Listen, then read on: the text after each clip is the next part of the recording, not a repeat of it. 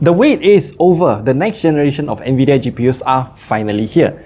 Enter the GeForce RTX 5090, a powerhouse that promises to redefine what is possible in gaming and productivity. Built on NVIDIA's latest Blackwell architecture, this flagship GPU boasts jaw-dropping specifications, cutting-edge technologies like DLSS 4.0, and more CUDA cores than we thought could ever fit in a single die, annihilating all existing GPUs in terms of raw performance and AI-driven tasks. But does it live up to the hype? More importantly, is it the ultimate upgrade for enthusiasts and gamers, or just another expensive toy? In this video, we'll take a look at the game performance, power and thermal analysis, and as well as real-world gaming scenarios with DLSS 4 enabled to find out if the RTX 5090 is truly the king of the hill. What we have here is the GeForce RTX 5090 Founders Edition, which actually surprises with its size. Looking at the colossal size of both the RTX 3090 and the RTX 4090, we expect the 5090 to have the same beefy heatsink, but we were wrong. One of the first things that you'll notice is that the 5090 has a revamped cooler design. While it looks like more or less the same overall design, NVIDIA has clearly taken thermal performance to heart, and it now has a double fan configuration paired with an enlarged vapor chamber to keep this beast under control. The card features a refined flow-through design, ensuring optimal airflow across the PCB and heat sinks, making it both efficient and also surprisingly quiet even under load. Aesthetically, the RTX 5090 maintains the signature industrial look as its predecessors, but with a sleeker, more premium finish, brushed metal accents, and also subtle RGB lighting elements to add a modern touch without veering to the over-the-top aesthetics.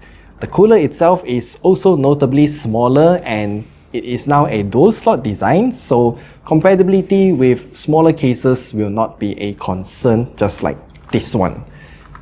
Also, NVIDIA included a brand new 12V high-power cable, so it is much more flexible now and also a lot longer, and we can position it within the case a lot more easily compared to what we had before, this one. And I think this is NVIDIA's solution to the burning 12V high power cable that happened with the launch of the RTX 4090. Before we take a quick look into the game performance with DLSS 4, we'll have to look at the raster performance and ray tracing performance first, without frame generation, so that we can better gauge the performance difference between the RTX 4090 and 5090. Starting with the raster performance, for 1080p, this is definitely gonna be CPU bound, and that is why the RTX 5090 isn't exactly leading the performance charts here. Besides the more obvious lead in Alan Wake 2 and Cyberpunk 2077, the RTX 4090 takes the lead in the rest of the titles. The same actually goes for 1440p as well, which is also CPU bound.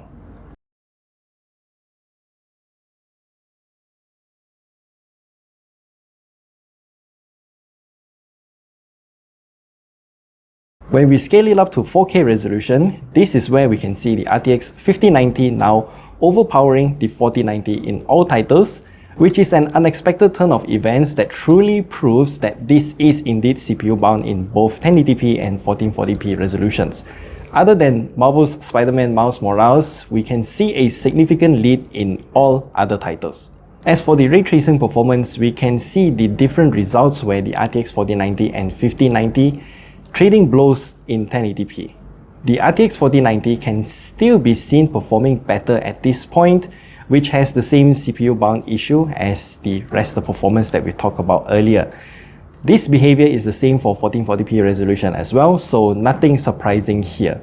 Only in Alan Wake 2 and Cyberpunk where the 5090 performs better, while the RTX 4090 will still perform better in all other titles. As expected, the RTX 5090 is performing much better at 4K resolution, displaying a very similar behavior to what we've seen in the raster performance test. We do think that since it is so heavily CPU bound in both 1440p and 1080p, it is quite a waste to use the 5090 for those resolutions. So only if you want to play games at 4K resolution with the highest graphical settings, you should get this card.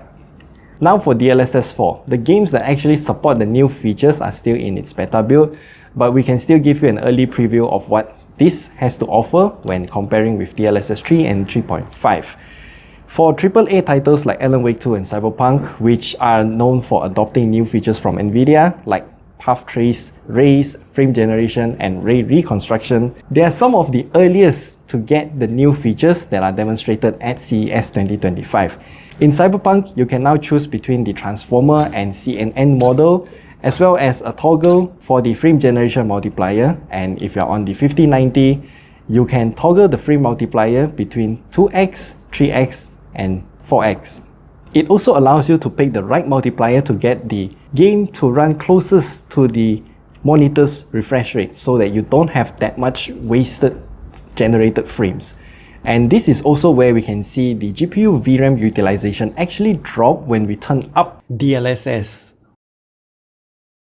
However, we would also like to point out that the game itself is far from perfect, as we do notice some artifacts not caused by DLSS but by ray tracing itself. As far as DLSS goes, it's doing great, especially for objects that are very far away, where DLSS is actually dealing with all of these far objects better than FSR.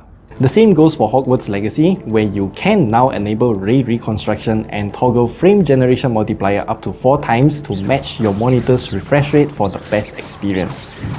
There will also be gamers who worry that frame generation will introduce input latency and affect the gaming experience, especially for fast-paced shooter games.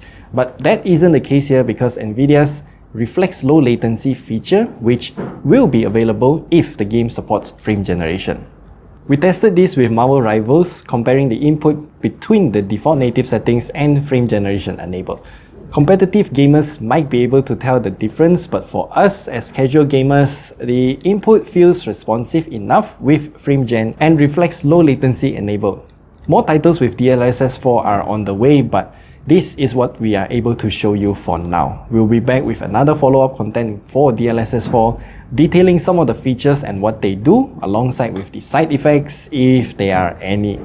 For the thermals, the highest temperature that we've seen on the GPU temperature and memory junction are 81.5 and 92 degrees Celsius respectively, but this is only when we are doing synthetic benchmarks and stress tests. In gaming sessions, the temperature is mostly at around 70 to 73 degrees Celsius, while the memory junction hovers at around 82 to 87 degrees Celsius.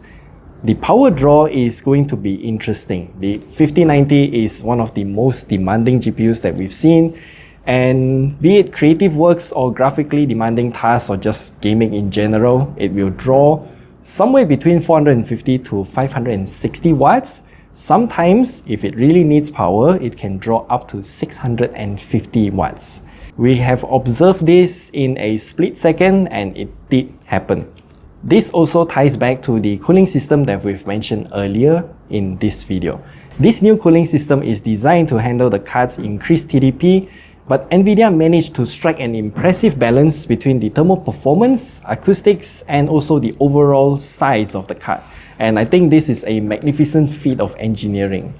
Do keep in mind that if you are already using a very powerful CPU that can draw up to like 250 watts or something like that, if you're going to use that in tandem with the 5090, then your system will need at least 1000 watts power supply, or perhaps 1200, just to be safe. There are still many things that we have yet to explore with the 5090, but if you're going to use it for gaming purposes, this is going to be the best option that you can get after the 4090. While I won't call it an overkill for gaming, the extra and faster VRAM on this card is also something that people in the content creation industry will appreciate as well. For me personally, I think that the RTX 5090 is yet another great GPU from NVIDIA. Its full potential is not yet unlocked yet because a lot of features that were shown in CES 2025 are not yet available to us for experience as well.